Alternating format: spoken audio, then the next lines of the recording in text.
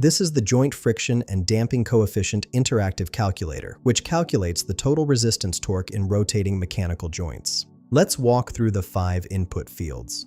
First, enter the normal force in newtons.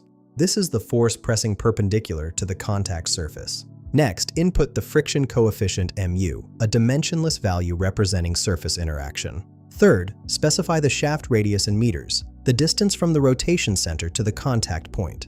Fourth, enter the damping coefficient in Newton-meter seconds per radian. This represents velocity-dependent resistance. Finally, input the angular velocity in radians per second, the rotational speed of the joint. For our example, I'll enter 10 for all values. Normal force equals 10 newtons, friction coefficient equals 10, shaft radius equals 10 meters, damping coefficient equals 10 newton-meter seconds per radian, and angular velocity equals 10 radians per second.